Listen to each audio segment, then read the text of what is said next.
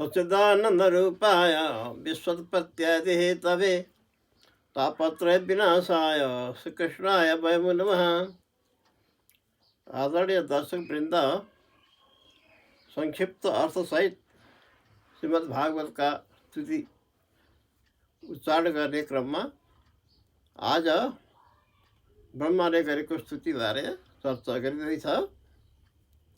यो स्तुति तीर्थस्कन्धको 9औं अध्यायमा उल्लेख भएको छ। प्रसङ्ग के परेको छ भने तीर्थस्कन्धको आरम्भबाट भागवतका 10 लक्षण मध्ये तीर्थस्कन्धको लक्षण स्वर्ग मानिएको छ। स्वर्ग माने सृष्टि हुने, सृष्टि विधान बारे यहाँ चर्चा भएको छ। यहाँ विदुर र उद्धवको संवाद, त्यसपछि मैत्रेयको र विदुरको संवादबाट यो अगाडि बढेको छ। महाभारतको सुरुमा सन्धि कायम गर्ने प्रयास गर्दा त्यो सफल नभएपछि सङ्ग्राम हुने नै भयो।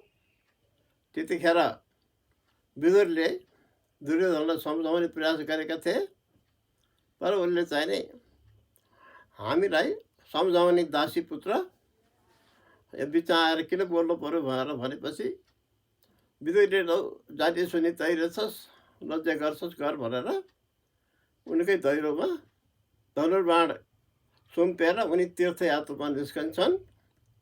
त्यसरी तीर्थयात्रामा निस्केको बेलामा भगवान कृष्णको अन्तिम उपदेश ग्रहण गरेर उद्धव बद्रिका धाममा जान लागेका थिए। बिचमा भेट हुन्छ यमुनाको किनारतिर। दुईटाको संवादबाट यो सुरु भएको छ। बिचमा मैत्रेयको र विदुरको पनि संवाद सुरु हुन्छ। यो स्तुति प्रारम्भिक रूपमा ब्रह्माजी कमलमा पैदा भइसकेपछि उनले गरेको स्तुति हो, तर यो स्तुति चाहिँ नि बडो महत्त्वपूर्णको छ र धेरै कुराको समावेश यसमा भएको छ। पहिला पाठ गरौँ अनि संक्षिप्त अर्थ प्रस्तुत गरौँला। 9औं अध्याय हो।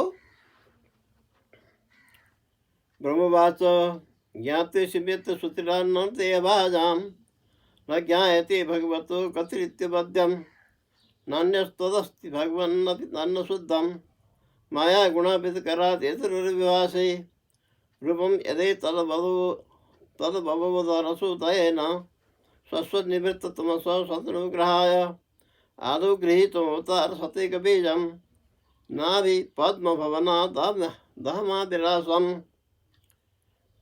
नाथ परं परमयद्भवतस्वरूप मानन्तमात्रमविकल्पमविद्वर्त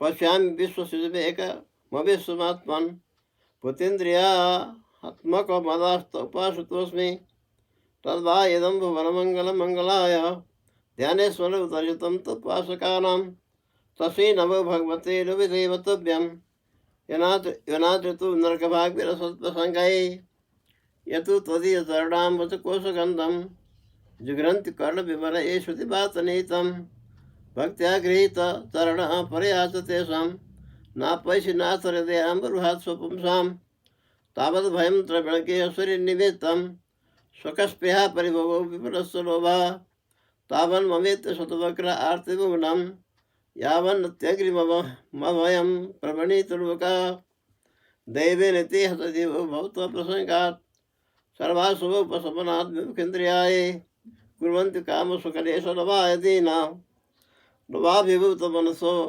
कुशलानि शाश्वत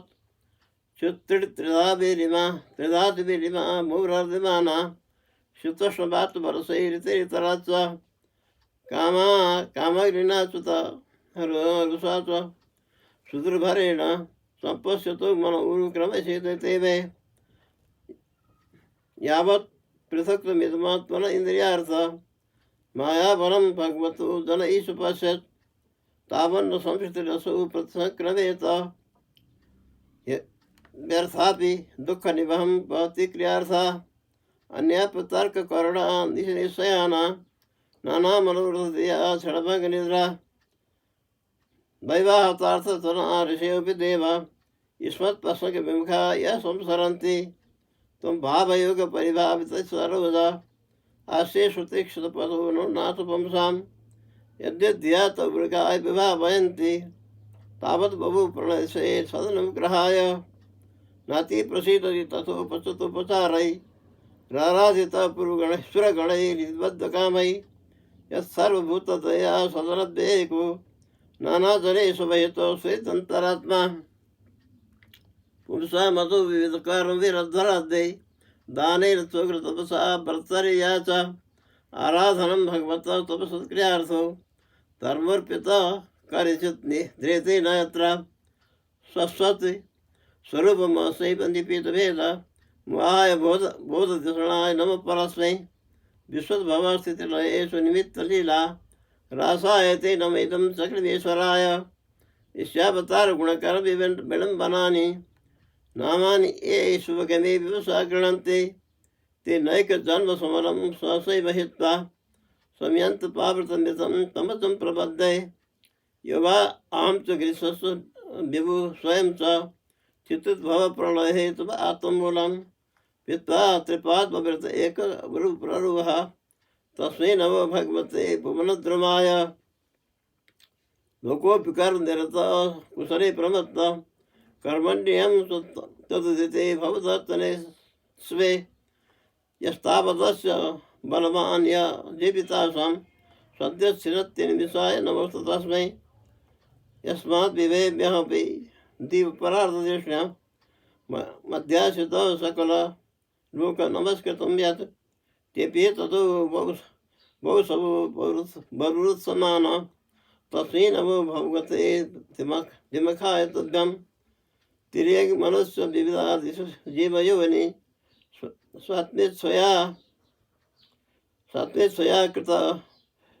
स्वात्मेच्छयात्मकृत सेतु परिस्वयाय रेवेदिरस्त रतिरप्यवरुद्धदेह तस्मै नमो भगवते पुरुषोत्तमाय यो विद्या भवतो दशार्धवृत्त्या निद्रामुपाह तर्हि कृतलोकमात्र अन्तरितरे हित अन्तरितरे हि कपिशपुरपर्शानुकूलं मालिनी जनस्य सुखं विवृण्वन् अवयव स्तुतिको सामान्य भाव व्यक्त गरिन्छ। योभन्दा पहिलो अध्यायमा सृष्टि गर्ने इच्छा भगवानको भएपछि अब यहाँ भगवानको विष्णुको नाभि कमलबाट नाभिबाट कमल पैदा भएको उल्लेख पौराणिक साहित्यमा गरिएको छ विष्णु पुराणहरूमा। या भागवत पनि त्यो कुरा छ यथावत रूपमा। हुन त सृष्टिको सुरुवात वैदिक मन्त्र र उपनिषद साहित्यमा भइसकेको छ। एकाकी नैव रमते सद्वितीयम ऐच्छत् भनेर उपनिषदमा भनिएको छ। परमात्मा भगवान् एक्लै हुनुहुन्थ्यो अरे, उहाँलाई रमाइलो लागेन अरे एक्लै। कोही मुख बोल्नु पनि नहुने, कोही दोस्रो केही पनि नभएको हुनाले अब त्यसै दोस्रोको खोजी त भन्दा भगवान् बाहेक अरू त कोही थिएन। आफ्नै शरीरलाई दुई भाग लगाउनु भयो भगवान्ले र दायाँ अंशबाट र बायाँ अंशबाट पुरुष र नारी पैदा भएको उल्लेख उपनिषदमा गरिएको छ। अरू उपनिषदमा पनि छ यथावत रूपमा। यथोडा नाभि सृजते गिण्डते च यथा पृथिव्याम वसते भन्थे। सृष्टि कसरी भयो अरे भन्दा त्यसरी ओडा नाभि भन्छन्। माकुरोले आफ्नै शरीरबाट जाल निकाल्छ, त्यही जाल बनेर त्यसैमा बस्ने काम गर्छ। पछि त्यो जाल फेरि आफैमा समेट्छ। यो उपनिषदमा उल्लेख भएको छ। यहाँ पनि ब्रह्माजीले त्यो कमलमा पैदा भइसकेपछि के गर्ने होला, कर्तव्य केही बोध नभएपछि कमलको तल्लो भाग कहाँ रहेछ उहाँहरू खोज्ने प्रयास पनि गरे, फेला परेन। त्यहीँ आएर बस्दाखेरिमा कमलमा शीत परेर त्यसमा पानीको थोपा जम्यो। त्यो पानीमा खसेपछि तप्प आवाज आयो। सङ्केत के लाग्यो भने तप गर्नु भने रहेछ भनेपछि ब्रह्माजी तप गर्न थाल्छन्। त्यो तप गरेपछि यो भगवानको दर्शन भएको छ। ब्रह्माजी के भन्छन् भने भगवान ज्ञातोसी व्यक्ति सूचना नदय भाज नज्ञाएसी। हजुर त्यसै देखिनुहुन्न, बिना ध्यान बिना तपस्या। त्यसै हुनाले मैले पनि लामो समय तपस्या गरेँ, बल्ल दर्शन भएको छ। हजुरको स्वरूप जुन छ त्यो विश्वास आस्था नभएकाहरूले त्यो दर्शन प्राप्त गर्न सक्दैनन्। हजुरको यो स्वरूप जुन छ विभिन्न अवतारको रूपमा अवतीर्ण भएर लोकमा अनुग्रह गर्ने, सुधार गर्ने काम गर्नुभएको छ। त्यस भएको हुनाले त्यही क्रममा म पनि पैदा भएको। हजुरकै अवतारको रूपमा भनौँ, प्रकारान्तको रूपमा म पैदा भएको छु। अब ब्रह्माजी के भन्छन् भने यो भुवन, यो संसार जुन छ मङ्गलका निमित्त पैदा भएको। भुवन मङ्गल आयो। तर हजुर ध्यानेश्वर दर्शितम त उपासकानाम, उपासकहरूले ध्यान गरेर आस्थापूर्वक ध्यान गरे भने हजुरको दर्शन प्राप्त गर्न सक्छन्। बिना ध्यान बिना तपस्या हजुरको दर्शन प्राप्त गर्न सकिने कुरा होइन। तस्मै नमो भगवते उपदेवतव्यम यनाचितो नरक भाग रसत प्रसङ्गै। ब्रह्माजी पछिल्लो भागमा के भन्छन् भने हजुरप्रति विश्वास गरे सबै हुँदैन, नगर्ने पनि हुन्छ। तिनीहरू नरक भागी भनेका छन् ब्रह्माजीले। भगवानको सत्ता पनि स्वीकार नगर्ने, भगवानको नाम पनि करण नगर्ने, भगवानप्रति आस्था नराख्नेको के हुन्छ त भन्दा शरीर छुटेपछि ती नरक भागी हुन्छन् भन्छन् ब्रह्माजी यहाँ। अब जो हजुरको चरण छ कमल समानको, त्यसप्रति श्रद्धा राखेर जसले उपासना आराधना गर्छ त्यसले दर्शन पनि प्राप्त गर्छ, कृपा प्रसाद पनि प्राप्त गर्छ। उनी भन्छन् अब त्यसरी उपासना आराधना गर्नेहरूको हजुर जो हृदयमा प्रकट हुनुहुन्छ त्यो प्रकट भएपछि हराउने किसिमको नभएर त्यसै गरी ध्यानस्थ भएर हजुरको चिन्तन गर्यो भने धेरै कालसम्म प्रकट भइरहनुहुन्छ भगवान भनेर ब्रह्माजी चाहिँ नि भगवानको त्यो स्वरूपको बारेमा चर्चा गर्छन्। होइन, संसारमा त के भने मान्छेको निमित्त धनको आकर्षण, परिवारको आकर्षण, जागिर बन्द व्यापारको आकर्षण हुन्छ। त्यसलाई छोडेर हजुरको उपासना कसरी गरेर भन्दा यिनीहरू छेक्छन् नि। फेरि कमाइ दबाई गर्नुपर्ने आदि किसिमका कुरा, जान परिपाल पालन गर्नुपर्ने कुरा पनि हुन्छ भन्दा भगवान त्यतिखेरसम्म आर्थिक सामाजिक अन्य किसिमको कुराको आकर्षण रहन्छ। जबसम्म हजुरप्रति आस्था राखेर समर्पित हुँदैन त्यो बेलासम्म तिनीहरूको आकर्षण हुन्छ। तर हजुरप्रति समर्पित भएर हजुरको उपासना आराधना गर्न लाग्यो भने तिनीहरूले केही छेक्दैन, त्यो स्वाभाविक रूपमा जान्छन् तिनीहरूको। उनी भन्छन् तावत भयम द्रविण के सूर्य निमित्तम शोकस्प्रिया परिभव विपुलस्थ लोभ। त्यो बेलासम्म लोभले पनि छोड्दैन।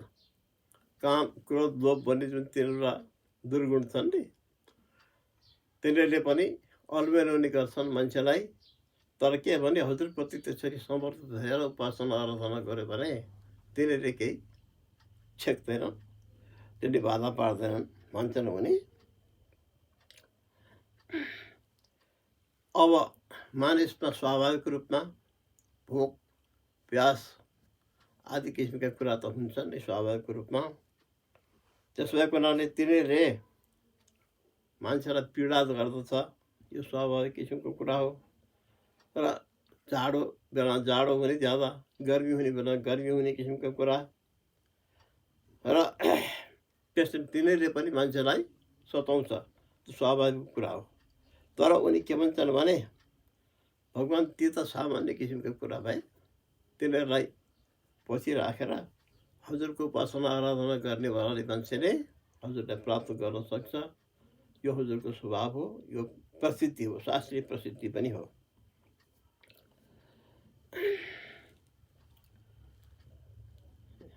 यावत् पृथक्त्वमिदमात्मन इन्द्रियार्थ मायावनं भगवतो जन ईश पश्यत् तावन्न संस्थितिरसु प्रसंख्यमत यावत् अर्थापित दुःख निवहम भौतिक क्रियार्थ। अब त्यसरी श्री सम्पत्तिबाट आकर्षित भएर त्यतातिर अल्मरीवाला व्यक्ति छन्, तिनले हजुरलाई प्राप्त गर्दैनन्। यो स्वाभाविक किसिमको कुरा हो। मान्छेको सामान्य जीवन कसरी बिताएछ भन्छन् यहाँ ब्रह्माजी। यावत् पृथक्त्वमिदमात्मन, अब यावत् पृथक्त्वमिदमात्मन इन्द्रियार्थ मायावनं भगवतो जन ईश पश्यत् तावन्न संसिद्धसु प्रसंख्यमेत यावन् व्यर्थापि दुःख निवहम भौतिक कृतार्थ। मान्छे सांसारिक पद पदार्थमा अल्मलिएर त्यसैलाई प्राप्त गर्ने, त्यसैको सम्पर्क गर्ने काममा जीवन बिताउँदछन्। आखिर एउटा पनि हात नलाग्ने कुरामा त्यसरी आयु बिताएका हुन्छन् भगवान्। तर जो त्यसरी आस्थापूर्वक हजुरप्रति समर्पित हुन्छन् तिनीहरूले चाहिँ हजुरलाई प्राप्त गर्न सक्छन् भनेर ब्रह्माजी भन्छन्।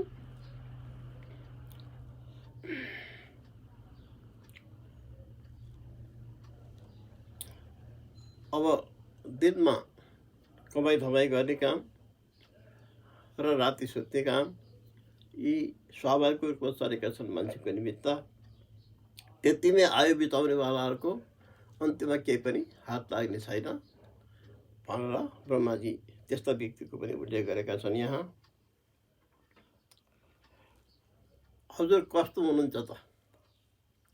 भगवानको स्वरूप कस्तो छ र संसारमा चलेका धर्म संस्कृति बारेमा के कस्तो रूपमा उपासना आराधना गर्छन् भन्दा यहाँ ब्रह्माजी के भन्छन् भने तम भावयोग परिभावित सर्वज आशे सुतक्षित पथो नाथ वंशम। व्यक्तिमा जस्तो भाव हुन्छ, भाव भनेको चित्तको एउटा त्यस्तो किसिमको आस्थायुक्त स्वरूप हो। जस्तो किसिमको जसको जे भाव छ त्यही रूपमा भगवान् देखिनुहुन्छ, पाइनुहुन्छ भन्ने शास्त्रको प्रसिद्धि छ। त्यसो भएको हुनाले सन्तहरूको जीवनमा पनि उल्लेख गरिएको छ। अब सन्त शिरोमणिको रूपमा प्रसिद्ध राख्ने तुलसीदास वृन्दावन गएर बाँकी बिहारीको अगाडि गएर भगवान् मैले त धनुधारी रूपमा दर्शन गर्ने गरेको छु भनेपछि बाँकी बिहारी धनुधारी बन्दिनु भयो अरे। त्यसै गरी ईश्वरदास अयोध्या गएको बेलामा कनक मन्दिरमा भगवान् रामको स्वरूप अगाडि खडा भएपछि भगवान् मैले त मुरलीधरको रूपमा दर्शन गर्ने गरेको छु भनेपछि भगवान् मुरलीधर बनिदिनु भयो अरे। र हाम्रै वैदिक धर्म संस्कृति अन्तर्गत पनि भगवान्का 4वटा हात विष्णुका स्वाभाविक रूपमा, महाविष्णुको 8वटा हात पनि बताइएको छ। देवीको पनि 2 हातदेखि लिएर 18 हातसम्मको उल्लेख छ। महालक्ष्मीको 18 हात बताइएको छ, 8 हात अनिवार्य बताइएको छ। भगवान् कस्तो त भन्दा जस्तो भाव राख्यो व्यक्तिले त्यस्तै भन्छन् भने तम भावयोग परिभावित सर्वज आशे स्वत्यक्षत पशो रघुनाथ वंशम यद्यध्यात उर्गाय विभावयन्ते। 2 हातवालाको उपासना गर्नेले 4 हातको गर्दाखेरिमा भगवान्को 2 हात पो हुन्छ, कहाँ 4 हात हुन्छ भनेर कोही भन्ला। या 4 हात उपासना गर्ने 2 हात उपासना गर्ने हो, 8 हात उपासना गर्नेको त्यही कुरा गर्ला। तर त्यस्तो कुरा के गर्नु पर्छ, मान्छेको आस्था अनुसार भगवान् बनिदिनुहुन्छ। विश्वरूप देखेपछि अर्जुनले तेनैव रूपेण चतुर्भुज होइन सहस्र भाव भाव विश्वमूर्ते म त्यही चतुर्भुजको दर्शन गर्छु भनेर प्रार्थना गरेपछि त्यस्तै बनिदिनु भयो भगवान्। त्यसै गरी भीष्मले अन्तिम अवस्थामा भगवान् कृष्णलाई चतुर्बाहु रूप धारण गरेर अगाडि खडा हुँदैन भनेपछि भगवान् त्यस्तै रूपमा खडा होइदिनुहुन्छ। त्यसो भएको हुनाले भगवान् भाव अनुसार हुनुहुन्छ भन्ने यहाँ ब्रह्माजीको कथन छ। अब भगवानको चाहिँ नि पूजा आराधनामा चन्दन अक्षता फुल धुपबत्ती नैवेद्य भेटी आदि किसिमका सारा वस्तु छन्। ती अर्पण गरेर हजुरको पूजा उपासना गर्ने र गरिब दिनहीनलाई सहयोग सकेको सहयोग गर्ने, त्यसलाई मद्दत पुर्याउने आदिमा कुन फरक के फरक छ भन्दा यहाँ के भन्छन् भगवानले भने भगवान् त्यसरी पूजा उपासना आराधना गर्ने भन्दा पनि दिनहीन गरिब छन्, अपहाइज छन्, तिनको सेवा गर्नु, तिनलाई औषधि दिलाउनु, त्यो चाहिँ बढी खुसी हुनुहुन्छ अरे भगवान्। खुसी हुनुहुन्छ भगवान् भनेर उनी भन्छन्।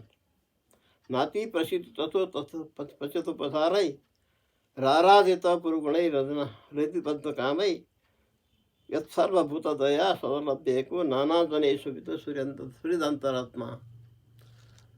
किनभने भगवान् प्रत्येक प्राणीको हृदयमा हुनुहुन्छ। त्यसलाई सेवा गर्नु भगवानले सेवा गरेर ठर्छ। मूर्तिले चाहिँ यस्तो चढाउ उसो नैवेद्य चढाउ त भन्नै आउँदैन, तर तिनीहरूले त खाना नपाएर भनौँ कुनै घाउ पीडाले व्यतीत भएर कराइराखेका हुन्छन्। त्यस्ताको सहयोग गर्ने चाहिँ नि भगवान् हजुरको पूजा गर्नुभन्दा पनि बढी श्रेयस्कर हुन्छ ब्रह्माजी भन्छन् यहाँ।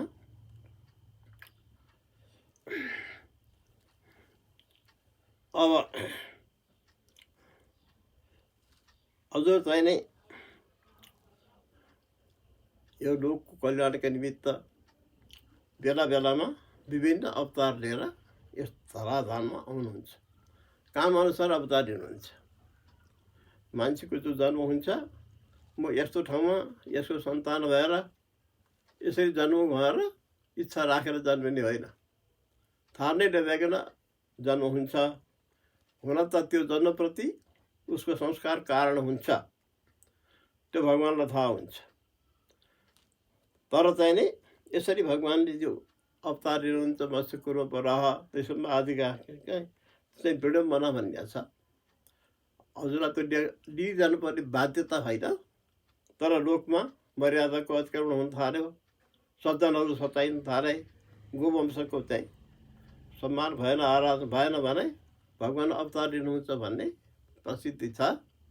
विप्र धेनु सुत सन्तहित दिन मनुज अवतार सदाचारी ब्राह्मण गोवंश र त्यसरी भगवत भक्तहरूको पीडा भएपछि भगवान् दिन मनुज अवतार भनेर भन्ने छन् तुलसीदासले पनि। त्यसो भएको हुनाले ब्रह्माजी पनि यहाँ त्यही भन्छन्। भगवान् यसरी अवतार लिनु बाध्यता नभएर लोकलाई कल्याणका निमित्त हजुर त्यो अवतार लिनुहुन्छ भनेर उनी भन्छन्। अब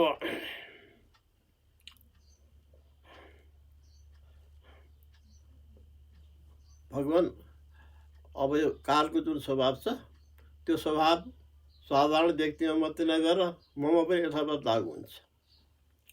मेरो पनि आयु निर्धारित छ, त्यो प्रार्थ मेरो आयु छ। ब्रह्माजीको अहिले पहिलो प्रार्थ सकिएर दोस्रो प्रार्थको सुरुको पहिलो महिनाको पहिलो दिनको पहिलो प्रहर चलेको छ भन्ने शास्त्रीय विधि छ।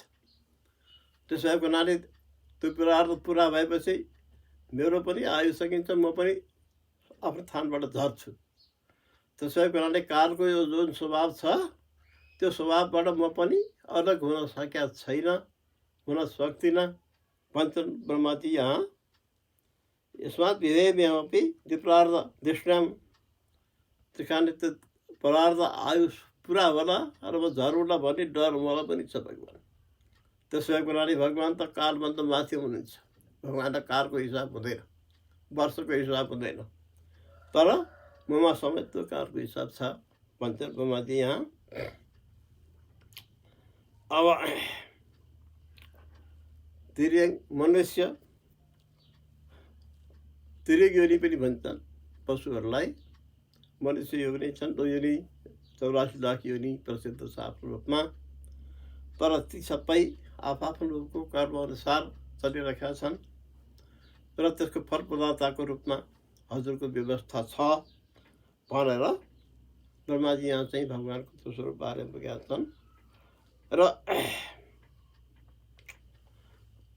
यसरी ब्रह्माजीले अब यतिखेर म पैदा भएको छु यो कमलमा, के गर्ने हो कर्तव्यबारे मलाई त्यति ज्ञान छैन। त्यो कर्तव्यको निर्देशन हजुरबाट हुनुपर्छ। त्यो कर्तव्यको अनुसार म काम गर्नेछु भनेर ब्रह्माजीले नाभि पद्म भवनाथ अहमाभिलासम हजुरको नाभि पद्ममा कमलमा म पैदा भएको छु र यतिखेर कर्तव्यको त्यति ज्ञान भएको छैन मलाई। हजुरको त्यो निर्देशन भएपछि त्यो कर्तव्य त्यो निर्देशन अनुसार म काम सम्पन्न गर्नेछु भनेर ब्रह्माजी भन्छन्। अब ब्रह्माजी पैदा भइसकेपछि अब शास्त्रको कथन के छ भने ब्रह्माजीलाई कर्तव्य निर्देशन गर्नका निमित्त वेद ब्रह्माजीको हृदयबाट पैदा गर्नुभयो भन्ने कुरा भागवतको पहिलो श्लोकमा पनि छ। यो धेरैको प्रतिनिधित्व गरेको छ यो श्लोकले। जन्मादेशो नयातीत सार्थी सपिक सुराट तेनै ब्रह्म हृदय आदि कवि भन्ने छ ब्रह्माजीलाई। उहाँको हृदयमा वेद प्रकट गरिदिनु भयो भगवान। वेदलाई नित्य मानिएको छ। नित्य मान्ने भएको हुनाले प्रलयकालमा पनि त्यो भगवान गएर समाहित हुन्छ र सृष्टिकालमा ब्रह्माजीको हृदयमा त्यो प्रकट गरिदिनुहुन्छ भगवानले। ब्रह्माजीले फेरि अगाडिका ऋषिहरूलाई उल्लेख गर्दै गर्दै विद्वत समुदायसम्म त्यो आइपुग्छ भन्ने प्रसिद्ध छ। त्यसो भएको हुनाले हजुर चाहिँ नै त्यसरी लोकको कल्याणका निमित्त मलाई ज्ञान दिनका निमित्त यो वेद प्रकट गरिदिनुहुन्छ भन्ने रूपमा पनि उनी उल्लेख गर्दछन्। अब ब्रह्माजीले यसरी भगवानप्रति आस्थापूर्वक यो जुन स्तुति गरेका छन् त्यो स्तुति ब्रह्मस्तुतिको रूपमा ब्रह्मास्तुतिको रूपमा प्रसिद्ध छ आफ्नो रूपमा। तेस्रो अध्यायको 9औं अध्यायमा उल्लेख भएको कुरा। यसबाट भगवानले के निर्देशन गर्नुहुन्छ भने ब्रह्मन मेरो इच्छा अनुसार नै तिमी पैदा भएका हौ र तिमीले अगाडिको काम के गर्नु पर्यो भने यो सृष्टि विस्तार गर्नु पर्यो। सृष्टि विस्तार गर्दाखेरिमा ब्रह्माजीले नयाँ कल्पना गरेर केही पनि नभएको ठाउँमा नयाँ सृष्टि गरे हो कि बेग्लै हो भन्दा वेदको कथन के छ भने धाता यथा पूर्वमा कल्पयात। ब्रह्माजीले सृष्टि गर्दाखेरिमा कुनै निराधारको सृष्टि नभएर प्रत्येक जीव प्रलयकालमा गएर भगवानमै समाहित हुन्छ भन्ने प्रसिद्धि छ। सृष्टि गर्दाखेरिमा तिनीहरूको जो कमाएको जो कर्म छ वासना छ त्यही अनुसार सृष्टि गर्नुहुन्छ भगवान ब्रह्माजी। त्यसो कुराले भन्नु के भने भगवान मैले सृष्टि गर्दाखेरिमा त्यसरी जुन जुन जीवको पहिलेको कर्म छ त्यो अनुसारको सृष्टि गर्ने हुँ। त्यो सामर्थ्य मलाई प्रदान गर्नुपर्छ भनेर पनि भन्छन्। भगवानबाट त्यही किसिमको निर्देशन हुन्छ र आधार त्यही नै रहन्छ। किनभने ब्रह्माजीले बिना आधार सृष्टि गर्ने हो भने त अब पहिला गरिब पहिला धनी पहिला सामान्य गर्नुमा त पक्षपात देखिन्छ। त्यो ब्रह्माजीले पक्षपातपूर्वक सृष्टि गर्ने होइन। जीवको जस्तो किसिमको पूर्व कर्मको कमाइ छ त्यही अनुसारको सृष्टि गर्ने हो र त्यसो भएको हुनाले अलग अलग प्राणीको अलग अलग किसिमको भोग प्राप्त हुन्छ। त्यो सुकर्म गर्नेको सुयोग किसिमको प्राप्त हुन्छ भने दुष्कर्म गर्नेको त्यस्तै दुष्कर्म पूर्वको प्राप्त हुन्छ भनेर यसरी यो भागवतमा भएका बहुविध स्तोत्रमध्येमा यो ब्रह्माजीको स्तोत्र प्रारम्भिक अवस्थाको स्तोत्र हो। यसमा अहिलेसम्म सृष्टि भएको छैन, अब सृष्टि सुरु हुन्छ। हुन त द्वितीय स्कन्धमा ब्राह्मी सृष्टिको संक्षिप्त उल्लेख छ। यहाँनिर भगवान् के निर्देशन गर्नुहुन्छ भने, भगवान् अब तिमीले अगाडिपट्टि गएर पदमा सृष्टि गर्नु भनेर भगवान् अराउनुहुन्छ। र विशाल कमल पैदा हुन्छ।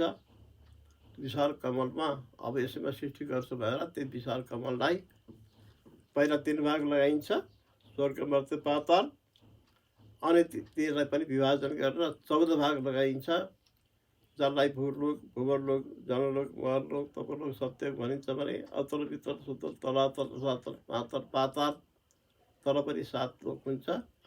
त्यसपछि यो सृष्टि गर्ने क्रममा ब्रह्माजीले 2 तिर दाँत भएका, 1 तिर मात्रै दाँत भएका, 2 खुर भएका, 1 खुर भएका आदि विभिन्न किसिमको जीवको सृष्टिको उल्लेख यो तृतीय स्कन्धमा गरिएको छ। यो 9मा स्तुति गरेपछि 10औं अध्याय र 11औं अध्यायमा त्यसरी उल्लेखको क्रम यहाँ चल्दछ। यसबाट के थाहा हुन्छ भने सृष्टिको स्वरूप कस्तो रहेछ भन्ने कुरा, यसको मूल के रहेछ भन्ने कुरा पनि मान्छेलाई ज्ञान हुन्छ। त आजको यो स्तुतिमा यति नै निवेदन गरेर बाँकी फेरि अरू किसिमको कुरा प्रस्तुत गरौँला। हरि ओम तत्सत।